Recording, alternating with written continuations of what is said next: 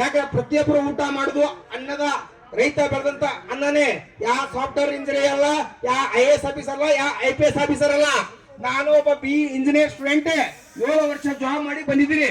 ಇಲ್ಲ ನಾ ಹೇಳ್ತಾ ಇದ್ದೀನಿ, ಅದಕ್ಕೆ ರೈತರಿಗೆ ಒಂದು ನೀವು ಮರ್ಯಾದೆ ಆಗಲಿ ಹಾಗೂ ರೈತರ ಬೇಡಿಕೆಯನ್ನು ಈಡೇರಿಸಲೇಬೇಕು. ಮಾನ್ಯ ಮುಖ್ಯಮಂತ್ರಿಗಳು ಇದನ್ನ ಕುರ್ಚಿಂದ ಹೋಗ್ಬಿಡ್ರಿ.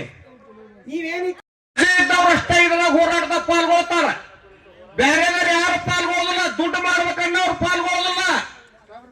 ನಮ್ಮ ಕಿಶೆ ಎಲ್ಲ ಹರಿದಾವ. ಆದ್ರೆ ಊರಾಗ ತಾಲೂಕಿನಾಗ 4 ಮಂದಿ ರಾಜಕಾರಣ ಮಾಡಿದ್ರೆ ಪ್ರತಿ ಗ್ರಾಮದಾಗ 8 ಮಂದಿ ರಾಜಕಾರಣ ಮಾಡ್ತಾರ. ಅವ್ರು 8 ಮಂದಿಗಳಿದ್ದಾನೆ. ಅವ್ರ ತಾಲೂಕಿನಾಗಿರೋರು 4 ಮಂದಿ, ಗ್ರಾಮದಾಗಿರೋರು 8 ಮಂದಿಲಿದ್ದಾನ. ರೈತ ಸಂಘಟನೆಗೆ ಒಡೆದ ಹಾಳಾಗಿ ಹೊಂಟಾವ. ಯಾಕಂದ್ರೆ ಇವತ್ತು ನೀವು ಸಿಂಪಲ್ ಐತಿ, ಅವ್ರ ದುಡ್ಡಿಗಾಗಿ ಹಸಿರು ವಸ್ತ್ರ ಹಾಕ್ಯಾರ, ಸುಟ್ಗೇಸ್ಗಾಗಿ ಹೋರಾಟ ಮಾಡ್ತಾರ. ಯಾವ ಮಗ ಕೊಟ್ಟ ನೋಡಿದ ಅವ್ರ ಅಪ್ಪ ಹುಡುಗ ಬಂದು ಹೇಳ್ಬೇಕು. ಇವತ್ತು ಇಲ್ಲಿ ಹೋರಾಟಗಾರಿಗೆ ಯಾವನಾರ ಕೊಟ್ಟಿದ್ರ ಬರೇ ಸುಳ್ಳು ಸೃಷ್ಟಿ ಮಾಡೋದು ರೈತ ಸಂಘಟನೆ ಮಾಡೋರು. ಅವ್ರು ಯಾರು ಅಲ್ಲ, ನಮ್ಮ ಮನಿ ಬಾಜುನ ಅದಾರ. ಇವತ್ತ ಮಂತ್ರಿಗಳ ಮತ್ತು ಶಾಸಕರ ಮತ್ತು ಅಧಿಕಾರಿ ವರ್ಗ ಇವು 3 ಬಿಟ್ರ ನಮ್ಮ ಪರಿಸ್ಥಿತಿ ಯಾರು ಕೆಡಿಸಿಲ್ಲ. ಇವತ್ತು IAS ಆಫೀಸರ್ ಅಂತ ಏನು ಹೇಳ್ಕೊಂತ ಹೋಗ್ತಾರಲ್ಲ, ಅವ್ರಿಗೆ ಎಮ್ಮೆ ಬಾಲ್ ಎಲ್ಲೈತೆ ಅನ್ನೋದು ಗುರ್ತಿಲ್ಲ, ಎಮ್ಮೆ ಕೊಂಬೆ ಎಲ್ಲದಾವ ಅನ್ನೋದು ಗುರ್ತಿಲ್ಲ, ಎಮ್ಮೆ ಬಾಯಿ ಎಲ್ಲೈತೆ ಅನ್ನೋದು ಗುರ್ತಿಲ್ಲ. ಅವ ಕಾನೂನು ರೂಪಿಸ್ತಾನ. ರೈತರ ಬಗ್ಗೆ, ರೈತರ ಬೆಳೆಗಳ ಬಗ್ಗೆ ಕಾನೂನು ರೂಪಿಸ್ತಾನ. ಯಾರ ಎಮ್ಮೆ ಮಕ್ಕ ಹಿಂದೈತೆ ಅನ್ನೋದು ಗುರ್ತಿಲ್ಲ, ಎಮ್ಮೆ ಮಕ್ಕ ಮುಂದೈತೆ. ಇಂಥ ಕಾನೂನು ಜಾರಿ ತರ್ತಾರ. ನಮ್ಮ ಇವತ್ತು ಅಂತವ್ರಲ್ಲಿದ್ದ ನಮ್ಮ ಪರಿಸ್ಥಿತಿ ಕೆಡಾಕ್ ಕುಂತೈತೆ. ನೀವು ಏನಾರ ಜನರು ಇವತ್ತು ಜಾಗೃತಿ ಆಗ್ಬೇಕು. ಇವತ್ತು ಯಾರಿಂದ ಜಾಗೃತಿ ಆಗ್ಬೇಕಂದ್ರೆ ನಿಮಗೆ ಬಹಳ ಏನು ದೂರ ಇಲ್ಲ. ನಮ್ಮ ಮನೆ ಮಗ್ಗಲ ಏನ್ ಇರ್ತಾರಲ್ಲ ರಾಜಕೀಯ ಚೀಲಗಳ, ರಾಜಕೀಯ ಗುಲಾಮರ ಅವರಿದ್ದ ಊರ್ ಹಾಳಾಗ ಕುಂತಾವ, ಅವರಿದ್ದ ರೈತರನ್ನ ಇವತ್ತು ನಮ್ಮ ಮನೆ ಹಾಳಾಗ ಕುಂತಾವ. ಅವರಿಂದ ನೀವು ಜಾಗೃತಿ ವಹಿಸಿದ್ರೆ ನಾವು ದೇಶನು ಉದ್ಧಾರ ಆಕತ್ತೆ, ನಮ್ಮ ಊರನ್ನು ಉದ್ಧಾರ ಆಕತಿ, ನಮ್ಮ ಮನೇನು ಉದ್ಧಾರ ಆಕತ್ತೆ ಅಂತ ನಾ ಹೇಳ್ತೇನೆ. ಯಾಕಂದ್ರೆ ಬ್ರಿಟಿಷರ್ ಇದ್ದಂಗ ಅವ್ರ ಬ್ರಿಟಿಷರೇ ನಮ್ಮ ಮನ್ಯಾಗ ಪೊಲೀಸ್ ನೌಕರಿ ತಗೊಂಡು ನಮ್ಮನ್ನ ಹೆಂಗ್ ಓದಿಸ್ತಿದ್ರೆ, ಇವತ್ತು ನಮ್ಮ ಮನ್ಯಾಗ ನಮ್ಮ ಮಕ್ಕಳ ಜಾತಿ ಪಕ್ಷದ ವಿಷಯ ಬೀಜ ಬಿತ್ತಿ ನಮ್ಮನ್ನ ಹಾಳು ಮಾಡಕ್ ಕುಂತಾರ. ಇವತ್ತು ನಾವ್ ಏನಾರ ಇವತ್ತು ಜಾಗೃತಿ ಆಗ್ಬೇಕು. ನಾವ್ ಎಲ್ಲಿ ತರ ಹೋರಾಟ ಮಾಡ್ಬೇಕು. ಇನ್ನೊಂದು ವಿಷಯ ಬಹಳ ಸಿಂಪಲ್ ಹೇಳ್ತೇನೆ ನಾನು ನಿಮಗೆ. ಒಬ್ಬ MLA ಅದಾನಂದ್ರ ಅವ ಇವತ್ತು 10 ಶಾಲೆ ತೆಗೆದಿರ್ತಾನ. ಇಂಗ್ಲಿಷ್ ಮೀಡಿಯಂ ಸ್ಕೂಲ್ ಅವನುವ, ಕನ್ನಡ ಮೀಡಿಯಂ ಸ್ಕೂಲ್ ಅವನುವ.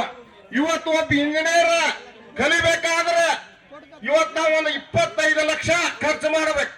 ಆ ಇಂಜಿನಿಯರ್ ಸ್ಕೂಲ್ ಇದ್ದ ಹೊರಗೆ ಬಂದ್ರೆ ಅವ್ನ ನೌಕರಿಗಿಲ್ಲ. MBBS ಕಲಿಬೇಕಾದ್ರೆ ಕೋಟ್ಯಾಂತರ ರೂಪಾಯಿ ಖರ್ಚು ಮಾಡಬೇಕು. ಅವ್ ಬಂದ್ರೆ ಇವತ್ತು ಗೌರ್ಮೆಂಟ್ ಏನಾರ ಜನರ ಸೇವೆ ಮಾಡ್ಬೇಕಂದ್ರ ಅವ್ನ ಗೌರ್ಮೆಂಟ್ ನೌಕರಿ ಇಲ್ಲ. ಪ್ರೈವೇಟ್ ದವಾಖಾನಿಗೆ ಹೋಗ್ಬೇಕಾದ್ರ ಅಲ್ಲಿರೋ ದೊಡ್ಡ ಇದನ್ನ ಮತ್ತ ಅವ ಕೋಟಿ ಗಟ್ಲೆ ಖರ್ಚು ಮಾಡಿರ್ತಾನ, ಕೋಟಿ ಗಟ್ಲೆ ರೊಕ್ಕ ತಕ್ಕೊಳಕ್ ಪ್ರಯತ್ನ ಮಾಡ್ತಾನ.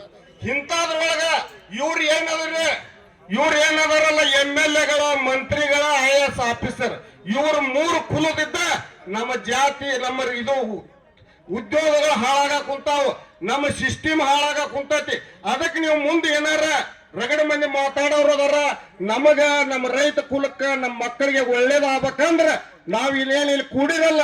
ನಾಳಿದ್ದ ನಿಮ್ ಊರಾಗ ಹೋಗಿ ನೀವು ಒಳ್ಳೇದನ್ನ ಬಿತ್ರಿ.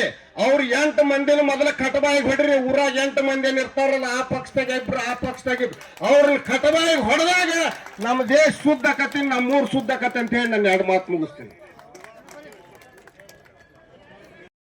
ಜಿಲ್ಲೆಯಲ್ಲಿ 3 ತರ ಕೊಡ್ತಾ ಇದ್ದಾರೆ, 20 ರೂಪಾಯಿ ಕೊಡ್ತಾ ಇದ್ದಾರೆ. ಯಾಕೆಂದ್ರೆ ಹೋರಾಟ ಆಯಾ ಜಿಲ್ಲೆಗೆ ಸೀಮಿತ ಅಲ್ಲ, ಕರ್ನಾಟಕಕ್ಕೆ ಸೀಮಿತವಾಗಿದೆ ಹೋರಾಟ ಅಂತ ಹೇಳ್ತಾ ಇದ್ದೀನಿ ನಾನು. ಎಚ್ಚರಿಕೆಯಾಗಿ ಸರ್ಕಾರಕ್ಕೆ ರವಾನೆ ಆಗ್ತಾ ಇದೆ. ಮಾನ್ಯ ಮುಖ್ಯಮಂತ್ರಿಗಳೇ, ನಮ್ಮ ಬಿಜಾಪುರದಲ್ಲಿ 90 ದಿನ ಹೋರಾಟ ಮಾಡ್ತಾ ಇದೀವಿ. ಏನು ಒಂದು ಸರ್ಕಾರಿ ವೈದ್ಯಕೀಯ ಕಾಲೇಜು ಸ್ಥಾಪನೆ ಆಗ್ಬೇಕಂತ 90 ದಿನ ಅಂತ ಹೋರಾಟ ಮಾಡ್ತಾ ಇದೀವಿ. ಅದಕ್ಕೆ ಬೆಲೆನೇ ಕೊಡ್ತಾ ಇಲ್ಲ ಸರ್ಕಾರ. ಮಾನ್ಯ ಉಸ್ತುವಾರಿ ಮಿನಿಸ್ಟರ್ MB ಪಾಟೀಲ್ರು ಅವರೇ ನಮ್ಮ ನಿಯೋಗ ಕರ್ಕೊಂಡೋಗಿದ್ದು ಸೇಮ್ ಹತ್ರ ಸುಮ್ಮನೆ ನಾಮಕಾವಸ್ಥ ಮಾಡ್ತಾರೆ ರಾಜಕಾರಣಿಗಳು. ನಾನು ಯಾವುದೇ ರಾಜಕಾರಣಿ ಮುಲಾಜಿಲ್ಲದೆ ಮಾತಾಡವ, ಯಾವುದೇ ರಾಜಕಾರಣಿ ಹೆದರುವಂತ ಚಾನ್ಸೇ ಇಲ್ಲ. ಮುಂದಿನ ದಿನಮಾನದಲ್ಲಿ ಯುವತಿಯರು ರೈತ ಸಂಘಕ್ಕೆ ಬರಲೇಬೇಕು. ಯಾಕಂದ್ರೆ ಮುಂದಿನ ದಿನ ರೈತ ಸಂಘ ಕಟ್ಟಬೇಕು. ಹೇಗೆ ನಂಜುಂಡ ಸ್ವಾಮಿ, ಪುಟ್ಟಣ್ಣಯ್ಯವರು, ಸುಂದರೇಶ್ ಅವರು ಹೆಂಗ ಈ ಸಂಘಟನೆ ಕಟ್ಟಿ ಬೆಳೆಸಿದ್ದಾರೆ. ಮುಂದಿನ ದಿನಮಾನ ಈ ರೈತ ಸಂಘ ಮುಂದುವರಿಬೇಕು. ನಿಮ್ಮೆಲ್ಲ ಹಿರಿಯರ ಆಶೀರ್ವಾದ ಬೇಕೇ ಬೇಕು. ಯಾಕಂದ್ರೆ ರೈತ ಸಂಘ ಅದ ಮಟಕು ಹಾಕುವಂತ ಕೆಲಸ ಮಾಡ್ತದೆ. ನೋಡಿ, ಈ ಜಸ್ಟ್ 12 ಗಂಟೆಗೆ ನಾವು ಈ ಸಭೆಯಲ್ಲಿ ಸೇರಿದ್ದೀವಿ. ಅಷ್ಟೊಳಗೆ ಯಾಕೆ ಹೋರಾಟ ಮಾಡ್ತಾರೆ ಏನು ತಿಳ್ಕೊಳ್ಳಕ್ಕೆ ಸಾಧ್ಯ ಇಲ್ಲ. ಸರ್ಕಾರ ನಮ್ಮ ಏನ್ ಮಾಡ್ತಾರೆ, ಹೋರಾಟಗಾರರನ್ನ ಅವ್ರ ಬೇರೆ ಡೈವರ್ಷನ್ ಮಾಡಕ್ ಹೋಗ್ತಾರೆ ಸರ್ಕಾರ. ಯಾಕೆ ಪ್ರತಿಯೊಬ್ಬರು ಊಟ ಮಾಡುದು ಅನ್ನದ ರೈತ ಬೆಳೆದಂತ ಅನ್ನನೇ. ಯಾವ ಸಾಫ್ಟ್ವೇರ್ ಇಂಜಿನಿಯರ್ ಅಲ್ಲ, ಯಾವ IAS ಆಫೀಸರ್ ಅಲ್ಲ, ಯಾವ IPS ಆಫೀಸರ್ ಅಲ್ಲ. ನಾನು ಒಬ್ಬ BE ಇಂಜಿನಿಯರ್ ಸ್ಟೂಡೆಂಟ್, 7 ವರ್ಷ ಜಾಬ್ ಮಾಡಿ ಬಂದಿದ್ದೀನಿ. ಇಲ್ಲ, ನಾನು ಹೇಳ್ತಾ ಇದ್ದೀನಿ. ಅದಕ್ಕೆ ರೈತರಿಗೆ ಒಂದು ನೀವು ಮರ್ಯಾದೆ ಆಗಲಿ ಹಾಗೂ ರೈತರ ಬೇಡಿಕೆಯನ್ನು ಈಡೇರಿಸಲೇಬೇಕು. ಮಾನ್ಯ ಮುಖ್ಯಮಂತ್ರಿಗಳು ಇಲ್ಲ ಕುರ್ಚಿಯಿಂದ ಹೋಗ್ಬಿಡ್ರಿ. ನೀವೇನು ಕುರ್ಚಿ ಬೇಕು ಅಂತ ಹೇಳ್ತೀರಿ. ಯಾಕಂದ್ರೆ ನೀವು ಏನ್ ಹೇಳ್ತೀರಿ, ಅಹಿಂದ ನಾಯಕತೆ ಹೇಳ್ತೀರಿ, ರೈತ ಪರ ನಾಯಕತೆ ಹೇಳ್ತೀರಿ.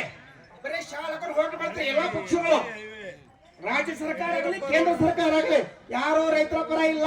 ಯಾಕಂದ್ರೆ ಖರೀದಿ ನೋಡ್ರಿ, ಮೆಕ್ಕೆಜೋಳನ ಬೆಂಬಲ ಬೆಲೆ 24 ಘೋಷಣೆ ಮಾಡಿ ಎಲ್ಲಿ ಖರೀದಿ ಕೇಂದ್ರ ಓಪನ್ ಮಾಡಿಲ್ಲ. ಆಲ್ರೆಡಿ 70% ರೈತರು ಮಾರಾಟ ಮಾಡಿಬಿಟ್ಟಿದ್ದಾರೆ. ಯಾವ ರೀತಿ ಇದೆ ಸರ್ಕಾರ? ಒಂದು ತೊಗರಿ ಬೆಳೆಗೆ ಬೆಂಬಲ ಬೆಲೆ ಘೋಷಣೆ ಮಾಡ್ತಲ್ಲ, ಉಳ್ಳಾಗಡ್ಡೆಗೂ ಬೆಂಬಲ ಬೆಲೆ ಇಲ್ಲ.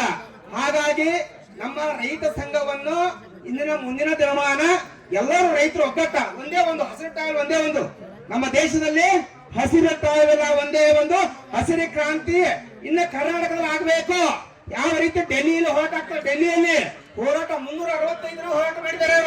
ನಾವು ಒಂದೇ ಹೋರಾಟ ಮಾಡಕ್ಕೆ ಎಷ್ಟು ಸುಸ್ತಾಗ್ತಾ ಇದೀವಿ. ಹಾಗಾಗಿ ಮುಂದಿನ ದಿನಮಾನ ಮುಂದಿನ ಪೀಳಿಗೆಗೆ ಹಿರಿಯ ಮಾರ್ಗದರ್ಶಿಸುವಂತ ನಮ್ಮ ಬೀರಪ್ಪನವರೇ, ಸಿದ್ದರಾಮಯ್ಯ ಮೋದಿ ಅವರೇ ತುಂಬಾ ಹಿರಿಯ ಹೋರಾಟಗಾರರಿದ್ದಾರೆ. ಇಲ್ಲಿ ನಿಮ್ಮೆಲ್ಲ ಭಾಷಣ ಕೇಳಿದೆ.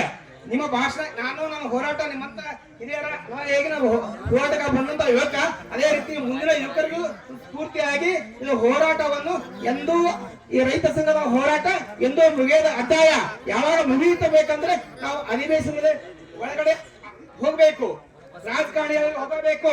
ರೈತ ಸಂಘ ನಾವು ಅಧಿವೇಶನದಲ್ಲಿ ಮಾತಾಡುವಂತ 20-25 ಶಾಸಕರು ರೈತ ಸಂಘದಿಂದ ಹೋಗ್ಬೇಕು ಒಳಗಡೆ.